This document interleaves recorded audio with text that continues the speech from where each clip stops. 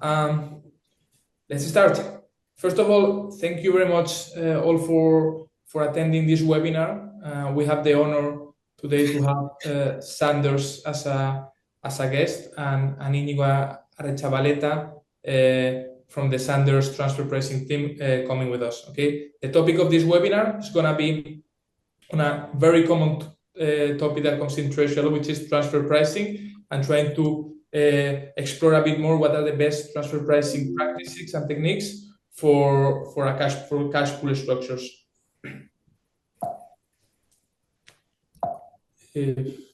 Okay, now the idea of the webinar is to do to go through first of all what is a cash pool, explain the different cash pool structures that we have, and from there try to link it with the transfer pricing considerations and give the explanation of why this is important, explaining the different methods for transfer pricing, going from step 1 to step 3, and finally going into a summary and Q&A. We'll have time at the end for some questions from the people present here. Amazing. So a bit of introductions from our side. Íñigo? Yeah, I can start. Thank you very much, Kike, and thank you, Embat, for inviting me to this webinar. I'm Íñigo Arechavaleta. I'm a transfer pricing expert, if you wish, a transfer pricing advisor, and I'm very specialized in financial transactions, a very specific niche of transfer pricing, and this includes intragroup loans, intragroup guarantees, and also cash pool structures that we will cover today. I've been at Sanders almost 3 years, right? And I'm in charge of the transfer pricing solution that we have at Sanders. Before joining Sanders, I was working, I will say, as a traditional transfer pricing advisor in the Big Four, first in Spain, then in Luxembourg. So it's in Luxembourg where I gained quite a lot of experience in financial transactions, which hopefully is relevant for today for providing explanations about cash pools. I saw in the attendee list, I don't know if now they are attending it, but I saw we had many people, almost 80 people registered for today, and they include also treasurers and people from tax, right? So we will try to give explanations for people with both backgrounds, but of course, let us know later if you have any other questions on the topics. So yeah, thank you, Kike, for inviting me. We're super lucky to have you here, Íñigo. I think that your profile on transfer pricing really aligns on the Embat vision. From my side, my name is Kike Fernandez. I recently joined Embat as a UK country manager. Prior to this, my experience has been solely on Treasury. I've been the treasurer for 2 scale-ups here in London, which is where I live. And in both of these scale-ups, I built the treasury function from scratch. And part of this job, we were having in both of them a multi-entity setup with more than 30 legal entities in both of them. Part of this setup was in both we build a cash pool structure. Okay, so I think it's part of it that I am a bit in love with cash pool structures. First of all, because it automates a lot that aligns with the Embat vision on automating and streamlining operations. And then because it gives the treasury team and the company a full control of processes and risk, which is something that when you work in a multi-entity setup, it's very important. Right. Perfect. So before we start, let's jump into 2 minutes of what's Embat. And then we'll also explain what's Sanders. Essentially, Embat is a treasury operations platform that is built by finance individuals, finance people, for finance teams, and that's the key goal, right? We built Embat with the goal of automating all these sort of tasks that a typical finance team does in their day-to-day. Okay, and how do we do this? We do it by connecting the different financial institutions that this typical finance team has, say banks, PSPs, credit card providers, with the typical finance team ERP. Okay, in this case, we have native connectivities with NetSuite, with Sage, with SAP, with Business Central, Dynamics, Workday, etc. Okay, and if to these topics, the banks and the ERP, we add our AI engine called Tell Me, we have a unique product that is quite unique quite unique in the market at the moment. Great. Kike, maybe for me to understand that I come more from tax transfer pricing, you mean you automatize processes? Which type of things you make it easier for treasury teams? Perfect. So that's a really good question. Essentially, what we are focusing is we provide cash visibility to typical finance team, and from there we elaborate the liquidity forecast, we elaborate on payments, we elaborate on bank reconciliation, which is a very manual thing, and it's a product that is going super well at the moment with more than over 400 clients. And coming to this topic, we also do intercompany operations and cash pooling. Okay, as an example of the different tasks that we are focused in. Great, thank you. Perfect. I think on the other hand, we at Zanders, maybe some of you know Zanders, especially those coming with a treasury background, but for those maybe more with a tax or transfer pricing background, Zanders, we are a world-leading consultancy firm specialized in treasury, risk, and finance. Our headquarters are in the Netherlands, close to Amsterdam, in Utrecht, where I'm located also, but we are present in 10 countries, including the typical ones where treasury teams are located. So we are present in UK, Switzerland, in the US, in New York, in Singapore, etc. Right? So wherever treasury teams or fincos are located, you will find probably a Zanders office there supporting treasury teams. Some of the areas where we can support, we support in, for example, treasury system selection and implementation, cash pools implementation, bank partnering implementation, etc., making the treasury system or the treasury process much more technology wise, right? And also lately we are also having a lot of projects related with AI, where we also help you implementing process and becoming more efficient. This is what our advisors do, but in addition to providing these advisory or support services, we also have different softwares or cloud-based solutions that support clients in different areas. Me, I'm responsible of the transfer pricing solution, which I would say is one of the most popular softwares that we have. The transfer pricing solution is a very niche solution because it helps companies with their transfer pricing needs for financial transactions. So companies, when they have intragroup loans, intragroup cash pools, warranties, instead of having to do this analysis manually, that takes a lot of time, or having to go to external advisors always, they can log in our platform, derive a price, derive the transfer pricing documentation, and be safe in front of tax authorities. Maybe in terms of, for example, we have not as many clients as Embat, but in terms of clients, we have almost 100 clients, right? Multinationals using our solution. And some names that, of course, I'm explicitly allowed to share are, for example, Philips, Estée Lauder, or H&M, that also they use our transfer pricing solution. If you want to know more, feel free to contact us after the webinar. That's great. I think Inigo Zanders is one of these names in Treasury that everybody knows. At least when I started my career in Treasury, Zanders has always been like the reference for Thanks. Okay, so coming to this topic. We have a question. Yeah, we wanted to know, right? We've heard that this topic is very relevant for both treasurers and also for tax or TP specialists. So we wanted to make the first question to the audience. We hope you participate, right?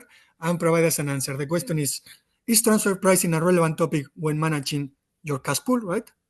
So feel free to click and provide an answer.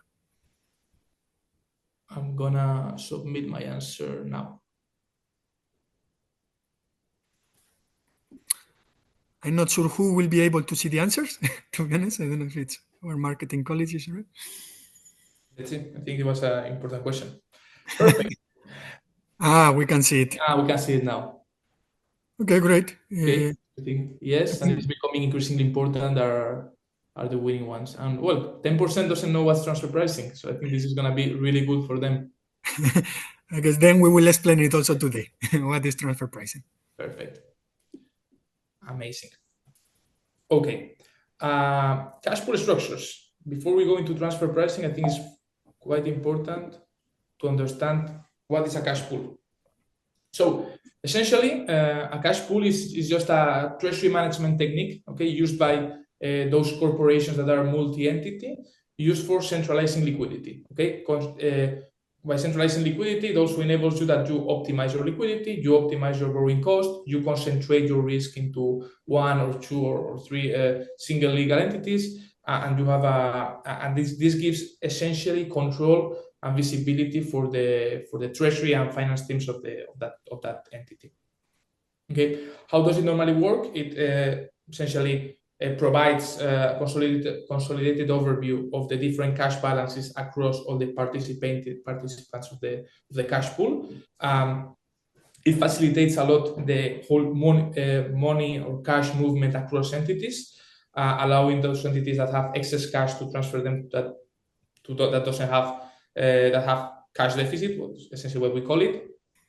It facilitates the netting. So if subsidiary A pays subsidiary B owes subsidiary C, and subsidiary C owes subsidiary again, facilitate that cash movements to avoid basically excess payments, which ultimately will generate excess banking fees, right?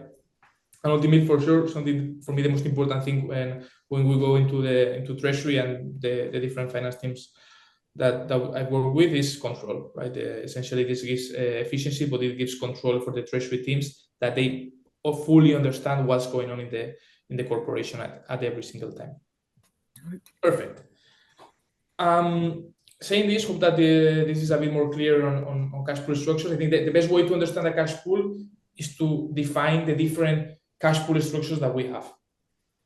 Okay, I will start first of all with the one in the middle, physical pooling, because at least for me is the one that is easier to understand, right? Essentially, a physical cash pool, we need to understand it as is. We have one cash pool leader, which is the main legal entity, and let's call it N, 5, 10 different legal entities below this legal entity. Under a physical cash pool structure, all these cash pool participants, so those 10 legal entities below the cash pool leader, physically sweeps at the end of the day all the cash into the main legal entity, or what is called the cash pool leader. Okay.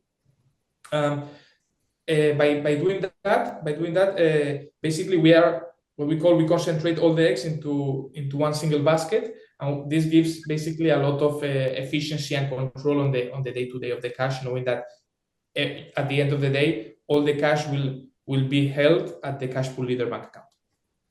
However, after physical pooling was created, we start moving into notional cash pooling. Okay, notional cash pooling, the concept is quite the same. You avoid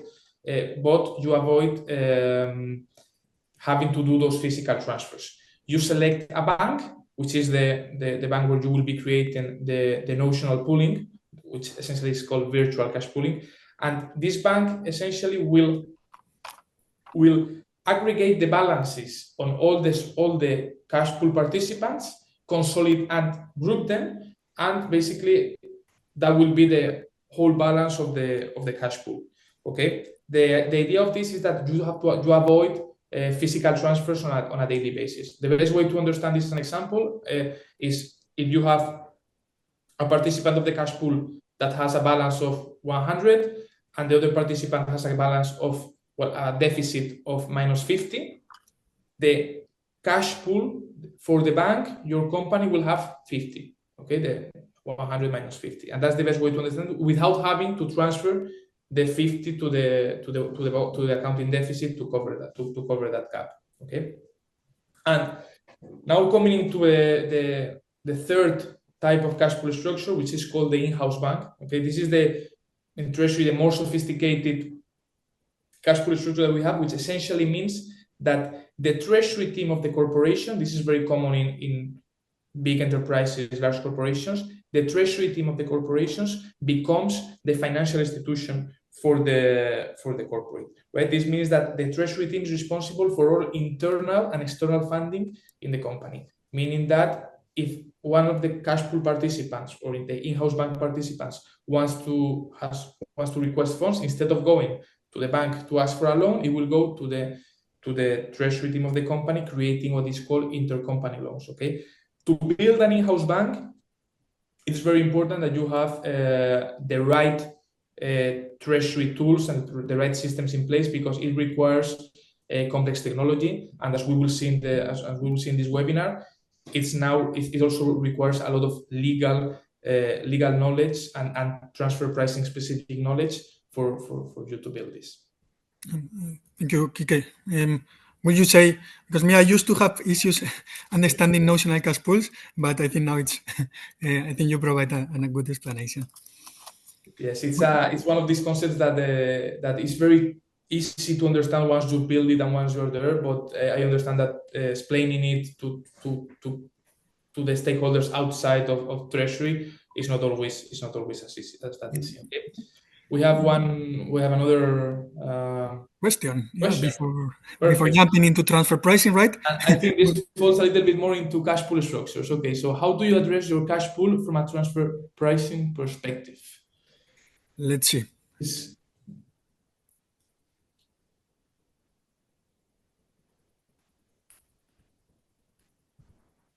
is a tricky question. Yeah. Then the intention is, before we explaining the best in class practice, right, of how to cover cash pools from a transfer pricing perspective, we want to understand also how the audience, they do it in-house, right? Do they do something? Not at all. Very complex exercise. What are they doing currently?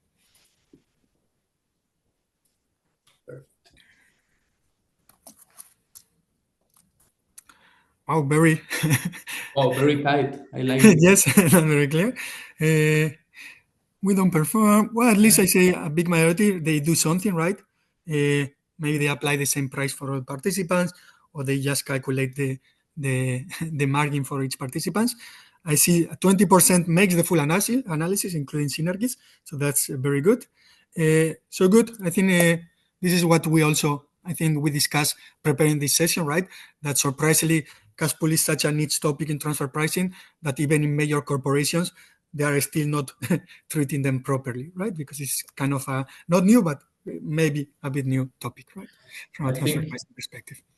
I think following from the previous slides on what were we explaining, what are the different cash pool structures, we now go into transfer pricing consideration. And for me, the best way to, the best way to say this is that every single treasury team, the moment that they start building the cash pool, one day they will receive an email from their tax team or transfer pricing teams like, hello, how are you? I've heard that you're building a cash pool structure. Can we please align? And this is where now this conversation starts which is where the magic starts. Indeed, the magic, let's put it like that. And this is where we, right, transfer pricing advisors jump in, right, and try to help also the treasury team implementing something that is feasible, right, but also it makes sense from a tax and transfer pricing perspective. I think before jumping into the topic in detail, we just wanted to make the audience aware, right, of all the recent changes that have been developing from a transfer pricing perspective, mainly in the main areas where Embat is mostly active, right? If I'm not mistaken, and that's why we wanted to cover the UK, that region, and Spain, right, being a Spanish region. So, for example, in the UK, recently there has been some new draft legislation on transfer pricing. They do not cover specifically cash pools, but they cover many areas, including transfer pricing documentation. So we only expect that the tax authorities will increase their attention also on financial transactions, including cash pools, right? Also being UK a big center for cash pool structures, right? Fincos, treasury teams, right? In Germany, last year there was a new law, right? Quite popular, or at least amongst TP practitioners that derive a lot of discussions.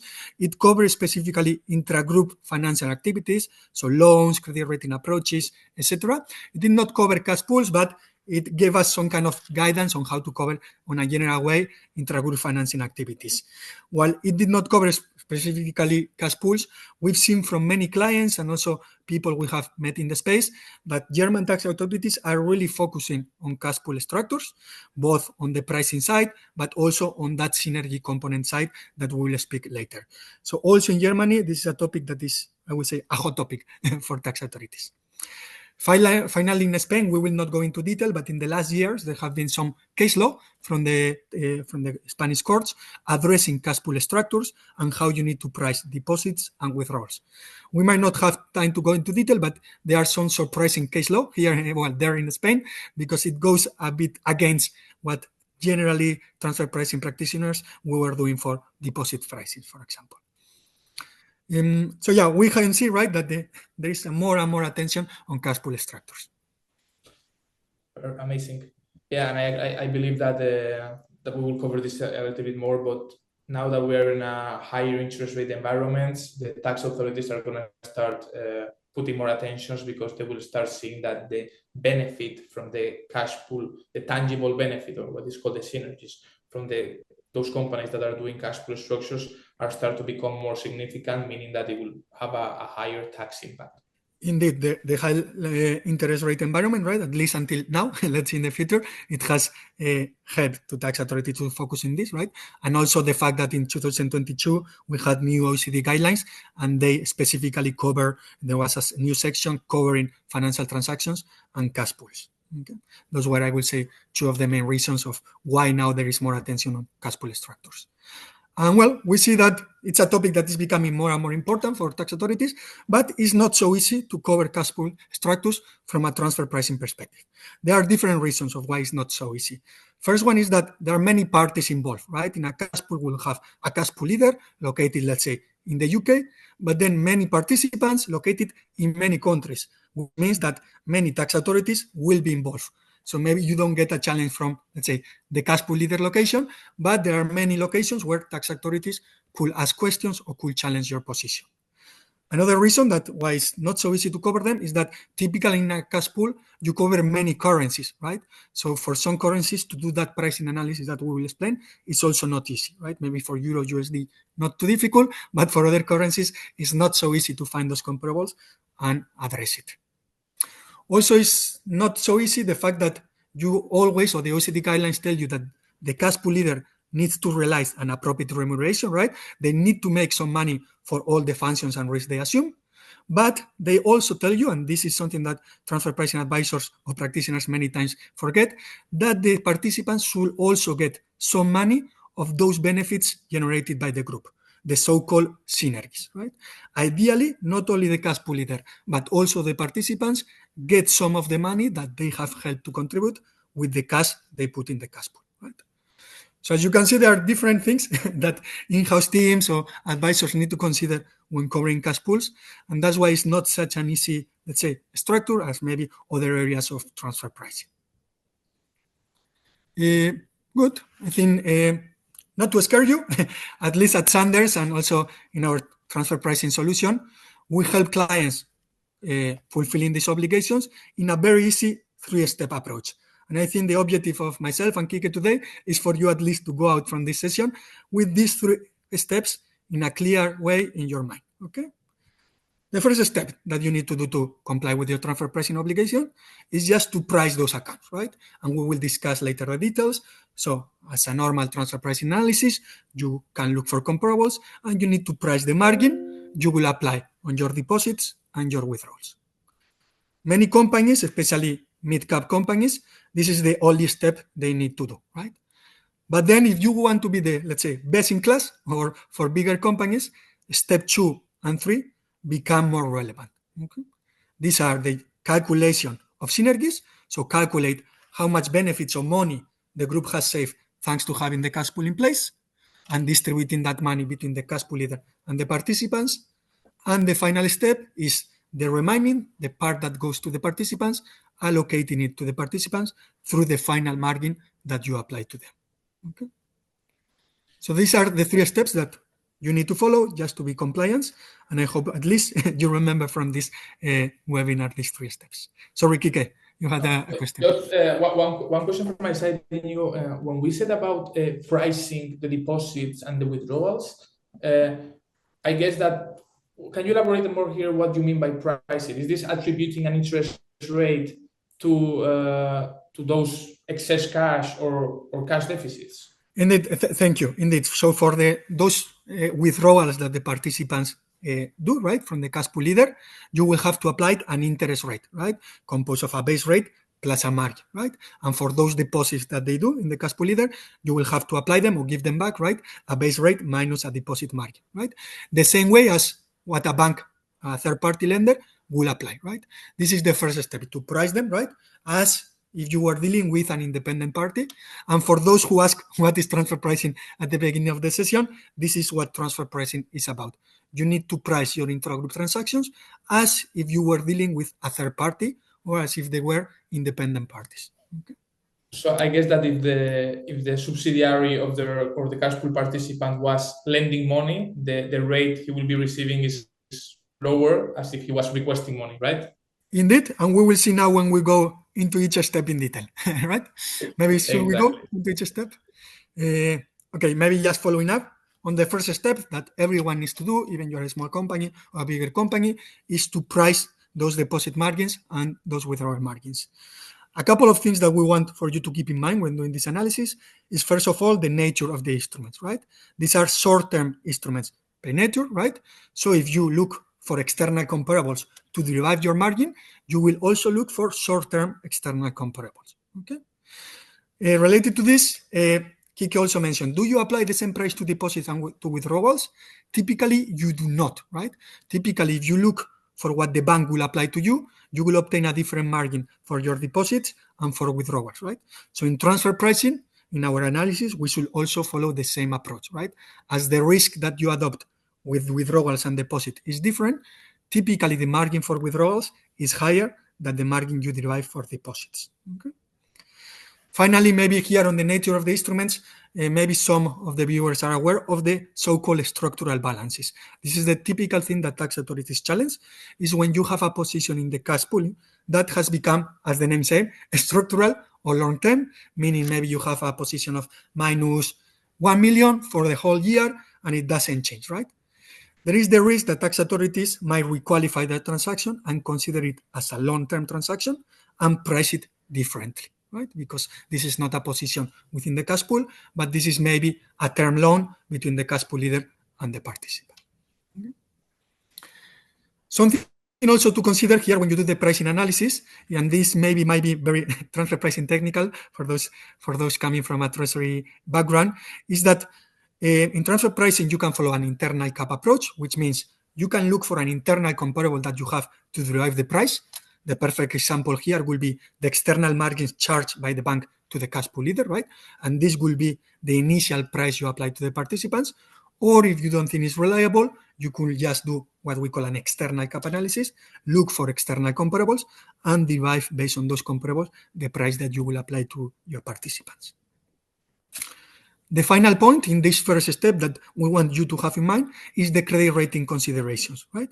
Depending your credit rating, the margin that you obtain is lower or higher, right? If you're a very risky company, you will obtain a very high withdrawal margin. And if you are a very safe company, you will obtain a very low withdrawal margin, right? The same thing in transfer pricing, right?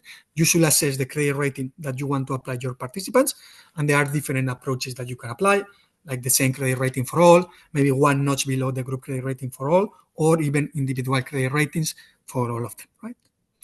These are the things that you need to take into account when pricing the accounts, right? And this is, I'm sorry if we are repeating ourselves, always the first step that every company will have to do when covering cash pools, okay? Pricing your deposits and withdrawal margins. I fully agree, and this is exactly what happened to me. My previous experience in the past is that we faced these conversations, right, on understanding how to be the pricing. We get some challenges from our internal tax teams, from external tax advisor, right, and I think this is something quite common because, as you mentioned, there are some guidelines, but this is not a fixed rule that one solution applies to all, right, and we have to cover it, right. There's a lot of as with every tax topic, a bit of bandwidth to stick to. One question I would have, Inigo, is what would be the when you're seeing your clients and with your experience, the classical term when you start thinking on, okay, this is actually not a short-term borrowing for a particular purpose, but actually it's more a long-term loan, or actually we need to capitalize this because it's been more than X time here. Typically, it's above 1 year, right? If one position has not moved for more than 1 year. There are some jurisdictions that are a bit more picky, if you want to see it, and after 6 months, they already start having a look at it. But most jurisdictions is after 1 year, right?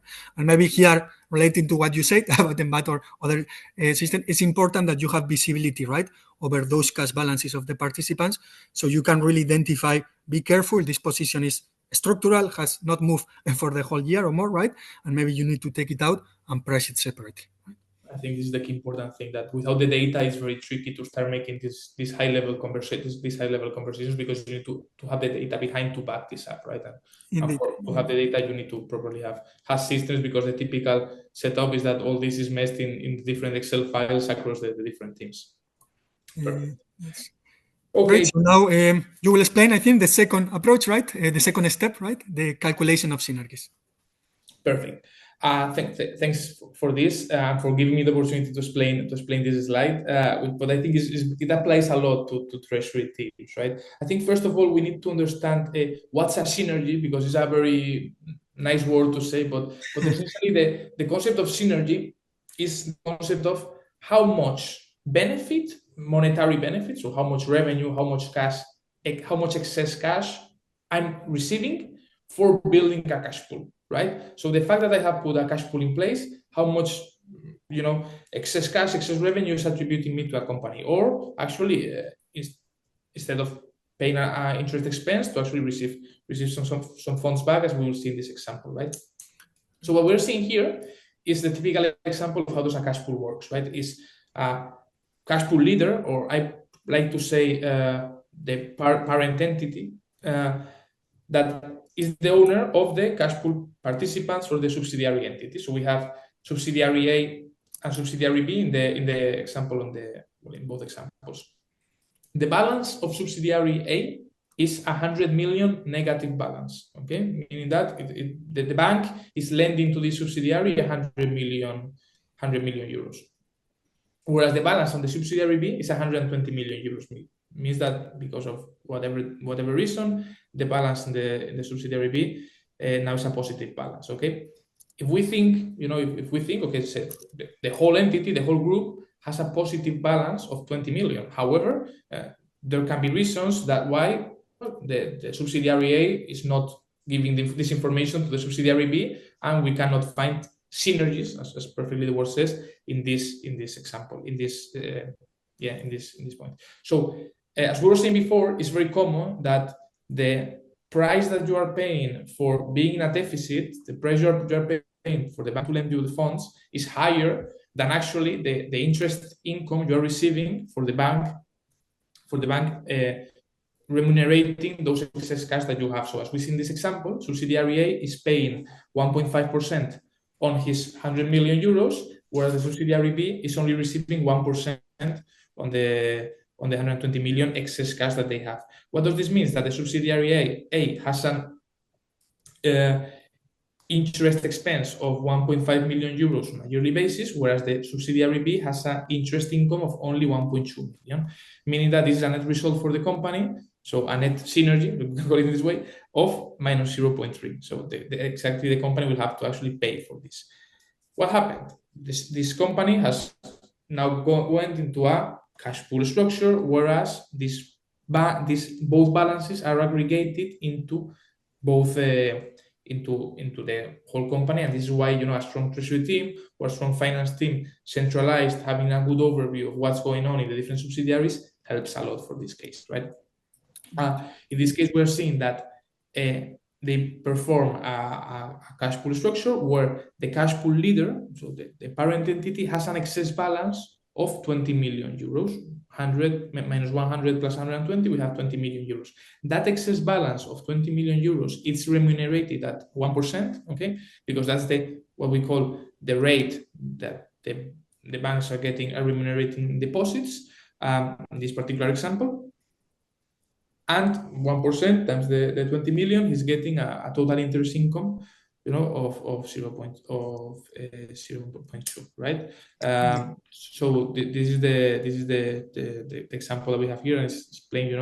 We're trying to explain it quite simple, but essentially the concept, right, of the whole cash pool structures, right? And this is how now we're going to go on to how does that synergy gets taxed or gets priced. Indeed, Kike. Me, when I started working on cash pools, the way I learned what are the synergies, right? That, as you say, sometimes it's a concept that is mentioned a lot, but not too many people understand it, especially people coming like me from tax or transfer pricing, right?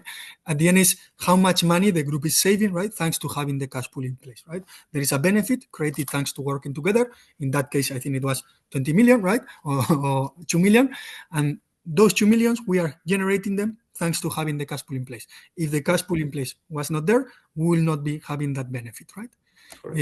So that's how I try to understand what is this synergy element indeed. Perfect. And as you say, in step 2, once we calculate the total synergies, right? So we have saved in the group 2 million. We need to distribute those 2 million between the cash pool leader and the participants. How much is going to be retained by the leader? How much is going to be retained or given back to the participants, right? And this is very related to what you explained at the beginning, right? Depending the cash pool structure that you have in place, right? In a notional cash pool, the role of the cash pool leader is quite limited, right? So it's widely accepted by transfer pricing advisors and also authorities that most of the synergies should go back to the participants, because the fact that they put money in the cash pool, it contributes more to this generation of the synergies. On the other extreme, in the in-house bank, right, as you say, you need to have a very strong treasury team, which performs a lot of functions, assumes a lot of risk, right? Maybe that team and having that in-house bank is what is creating actually the synergies, right? It's not so much important, the money that they are putting, but the fact that these people are moving the cash and taking certain decisions. So in those cases, in in-house banks, it's also widely accepted that most of the synergies, between 80% and 100% of them, it will be retained at the level of the leader, right? So depending how complex is your, let's say, cash pool leader, they will retain more synergies or less, right? So in this case, let's say of those 2 million, the leader could get, I don't know, 500,000 and the rest to the participants, or the opposite, right? They could get most of it and only a little bit to the participants. Exactly. Great. And I think we jump now on the third step, right? So how do we give that part that we say, okay, the rest goes to the participants? How do we give it back to the participants? Well, you can follow different ways, right? Like once you have calculated how much you need to give to the participants, you can just give them a different payment at the end of the year. But what the OECD guidelines recommend, as we saw at the beginning, is that you factor in the margins that you will apply to the participants that synergy component, right? So ideally, you calculate how much each participant has contributed to the generation of synergies, and they get a portion of that total synergy that has been allocated to the participants. What does it mean in practice? That if you have a very cash-rich entity, let's say in Germany, right, which has been helping a lot the group, putting a lot of money, in the next period, if we follow the OECD transfer pricing guidelines, they will get better margin conditions that other participants that maybe they have not been helping to the group so much, right? What you're saying here, Inigo, is that instead of at the end of the year, that German entity receiving a higher interest income, what you're saying is that let's improve this entity, it's actually a borrowing rate, right? Exactly that. So let's give in the next 6 months better financing conditions to this entity, right? So it will get a higher interest rate for its deposits and a lower interest rate for its withdrawals, right? As a way of compensating this entity for the synergies that it helped to contribute in the previous period, right? So it's not easy, right? Because you need to calculate the total amount of synergies, and then you need to factor how much each participant contributed, right? And based on that, modify its margins, right? That's why doing this manually, it takes quite a lot of time, and this is a way we help clients with our solution. Trust me here, and this my honest view is that doing this manually is impossible. It's a road to disaster. Maybe I've seen very good teams doing this manually and having their very complex Excels and really doing the calculation and allocation of synergies well. But yeah, the way we help clients at Zanders is by our automated solution. So they upload the balances, right? And then based on those balances, the solution makes the calculation of synergies. Exactly, because especially the calculation of the synergy is very complex. And one question actually comes here, when I build an in-house bank, one of the things that we did is we were taking out removing the FX risk from the different subsidiaries, meaning that we were having all these intercompany loans, intercompany borrowings in the currency of the cash pool participant, meaning that this participant gets removed. Do you also calculate synergies in this aspect? Is this something that Zanders can do as well? If you go to the previous slide, those very, let's say, important risk that the cash pool leader will be assuming, right? We will take it into account in the last step, when we need to decide how much money should the cash pool leader retain, if the cash pool leader or in-house bank is making such a very important function, right, like the currency, assuming the currency risk, there are big arguments to argue that most of the synergies of the benefits generated should be allocated to the leader, right? Because indeed, the synergy calculation could also calculate that, right? How many synergies you will generate without that function and with that function, right? And therefore, as you are doing it, you deserve, right, to retain the remuneration for adopting such a complex function. I recently had a case with a client in Switzerland where we were also helping them deciding how much they need to allocate at the FinCo level, right, in Switzerland. And they were doing that, which was quite complex for them because they had a lot of currencies. And this was one argument to express that most of the synergies should be retained in Switzerland, for example. Correct. I hope this answers your questions. No, it answers really well, and I think this is, I think it's complex, but with the great team that we are here, it's something that in Treasury is very common, right? That's something we should be very aware, and especially, I repeat this, but especially now that with high interest rate environments, the actual impact that a Treasury team can have into the company, into the corporate, is going to become way more substantial, right? And it's not the same playing this with a 0% interest rate environment than now what we're seeing, at least in the UK, 4%, 5% interest rates. So that actually is very significant for the day-to-day of the business, and for sure, tax authorities and HMRC are going to take a look into this. I agree, and that's why, as you mentioned many times, when you put a cash pool in place, both teams are involved, right? Treasury, because they understand better the commercial value, the operational value of the setup, right? But then also tax or transfer pricing, having an overview that everything is done correctly. Exactly. Perfect. You want to give just a final summary of Perfect.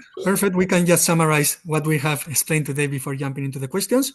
So, first, I think we explained, right, that cash pools is a hot topic for tax authorities, right, also for Treasury and tax teams, and that ideally you should perform a transfer pricing analysis and not just replicate or perform the margin as you wish, right?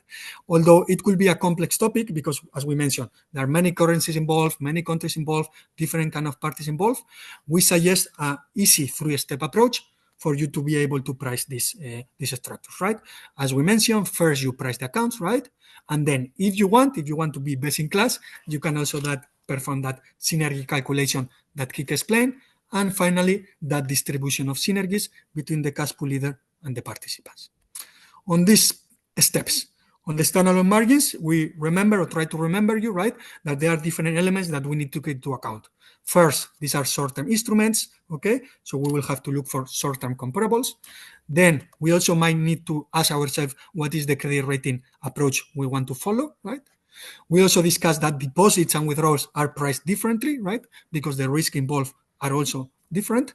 And finally, we highlight the importance of identifying structural balances, right? And there maybe we can once again mention that having visibility on your balances and well-structured data is important, right? For you not to forget that, be careful, this position is structural, okay? And finally, what we explain, again, not for every company, but for many might be relevant, is you need to calculate the synergies, right? The economic benefit that the structure has generated, as Kik explained. And finally, you distribute those benefits between the cash pool leader and the participant, right? And this is how you cover the cash pool. It sounds complex, but based on experience, because at Zanders we mainly cover cash pools, it doesn't have to be too complex if you follow a structured and three-step approach. Yeah, and I agree. And this is how we also think in Embat, and this is all about processes, right? The moment that you break up the problem into the different processes and you follow the process, you will start seeing and figuring it out that it's actually achievable. And yeah, well, I think we came to the final part of the webinar. Before we jump into the call, just Inigo, thank you very much on behalf of Embat for your great presentation. It was super valuable. Thank you for inviting. Looking forward for the questions.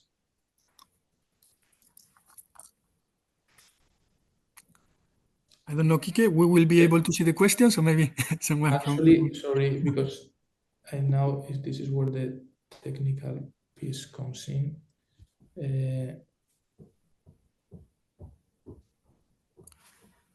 So give me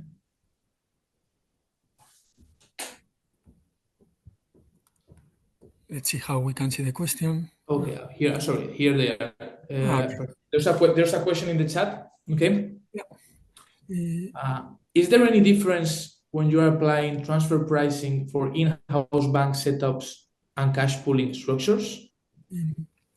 Yeah, I think not a big difference, right? But as Kike explained, the treasury team, right, or the profile of the cash pool leader when you have an in-house bank is much more complex than when you have, for example, a notional cash pool, right, where the bank makes most of the work. Therefore, there are different differences that you need to take into account. First, for the pricing, typically when you have an in-house bank, you are able to assess the individual credit rating of the participants, right? Because this is your job as an in-house bank, right? So the pricing will be, I will say, more specific per participant, right? Based on their individual credit rating. While in notional cash pools, for example, typically you use a more generic credit rating approach. And then the second part where there is a big difference is on the synergies, right? In-house banks will retain most of the synergies because you do a lot and you assume a lot of risks, while, for example, notional or physical cash pools will only retain a portion of those synergies, right? So that's one of the main differences. No, from my side, I fully agree with what you're saying, Inigo. And the component of the in-house bank, you apart from the whole treasury knowledge and stuff, is that there's a cost associated for the treasury team that ultimately is acting as a financial institution. So there are some elements there that you also need to take into consideration. Let's see, we have another question. Perfect. We have a question here from Caitlin. When do you consider a position structural or long-term? I think this is the classic question. Yeah, I think we briefly touched it, right? But just to keep it everyone in mind, because it's the typical thing that tax authorities will challenge, is when you have a position within the cash pool, typically that has remained unchanged for more than 1 year, you should be careful and probably price it separately as a long-term position or as a long-term. Okay. Perfect. We have another question here as well. When do you recommend to establish a cash pool structure? Critic size, questions to cover to go ahead. This is more your answer, right? Yeah, I think this is more from my side. Sorry, there's so many questions coming now that. Okay, so for me, I think the when to recommend to put a cash pool structure in place, I think cash pool normally applies for multi-entity setup. What we've seen is that you have to have at least 3, 4, or 5 different legal entities. You need to have full control of what is your goal with this cash pool structure. I recommend pool structures when you want to build a centralized treasury model that one, call it treasury team, is responsible for the treasury of the whole corporation. And this is, I would say, the first start to start building the cash pool structure.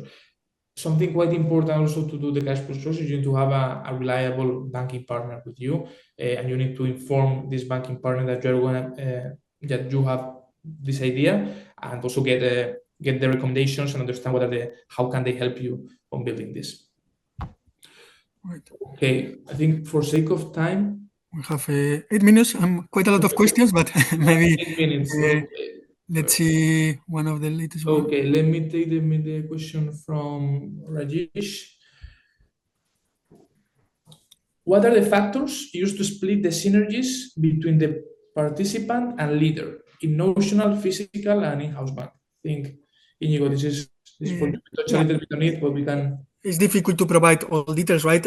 I do not add so much value saying the typical based on functions and risk assume, right? That's too generic. Typically, you will see, in practice what they do, right? And especially the risk. It's very important. Notional cash pools typically with a cost plus or service fee is enough, right? And you calculate that how much of that is the synergies that you should allocate. For physicals and in-house banks, you need to check, do we assume credit risk? Do we assume liquidity risk? Do we assume, as Kike also explained, currency risk, right? And how to calculate the remuneration that these are for those risks, right? And maybe related to that, I saw another question saying for in-house banks, what will be the best way, right? Cost plus plus synergies. I think if the synergies are enough, right, I think with allocating most of the synergies to the cash pool leader, to the in-house bank, will be enough. In those situations, the cost plus works more as a floor, right, to ensure that at least they get something, right? But typically, just allocating most of the synergies to the in-house bank, you are good in the remuneration of the cash pool leader. We need to answer very fast, but happy to go into more detail. Look, I think I really like the question from Michelle, which is which credit rating methodologies do you use for the purpose of estimating the credit rating of the parties involved? Yeah.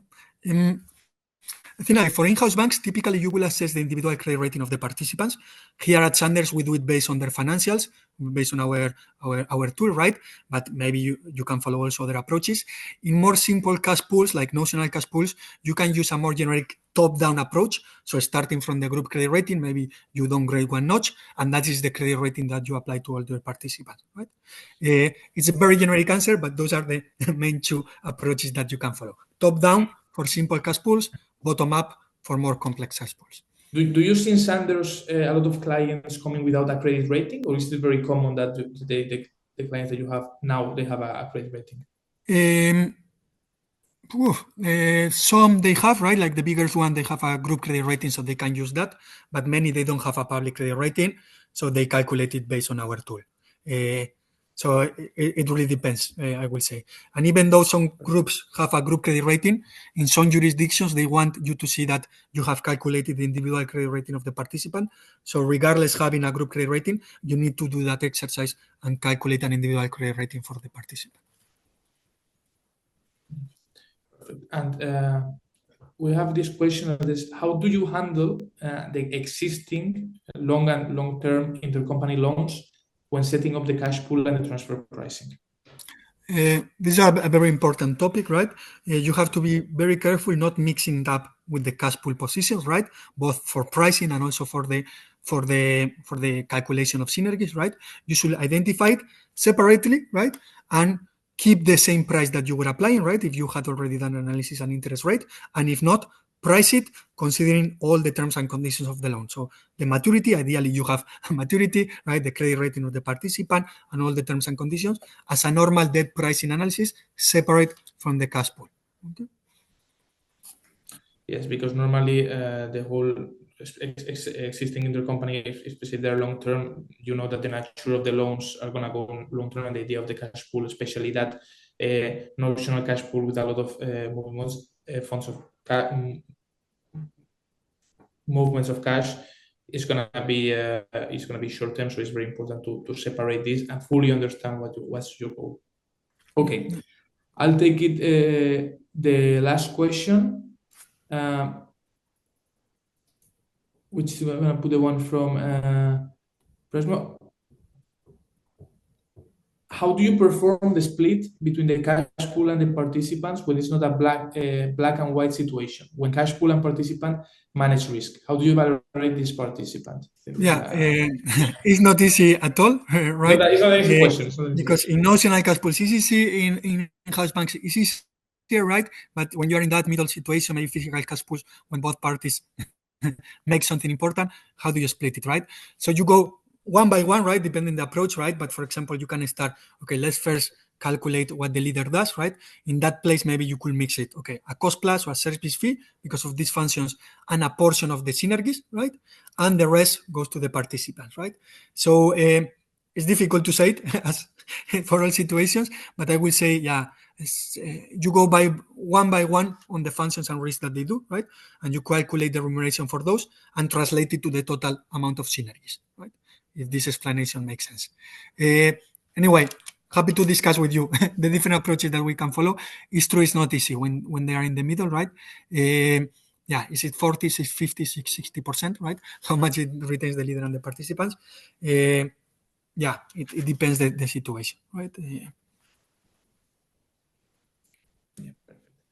Okay, I think just for the sake of time, we're gonna stop the Q&A here. But I'm not sure if we can share our contacts with the different participants. Let's try to do this. But for sure, just okay. from Embat side, thank you very much for all of you attending. I hope that you enjoyed this amazing conversation, and thanks especially to Inigo for Sanders to coming to this webinar. It was a huge pleasure. We all learned a lot, at least from my side, and thank you. Thank you. Well, from our side, also from Sanders' side, thank you very much, Embat, for inviting us. Thank you all the people for joining the webinar on this very niche topic. I hope you all learned. And as Kike say also, if you have any questions, feel free to reach out to us in LinkedIn or by email, right? And we will be happy to discuss in more detail how we can do those complex splits between the leader and the participant. Okay. Exactly. This is essentially what we like to do. Amazing. Perfect. So we're going to close here. Thank you very much for coming. And again, it's been a pleasure. Anything you need, you have our contacts and our LinkedIn's. Bye-bye.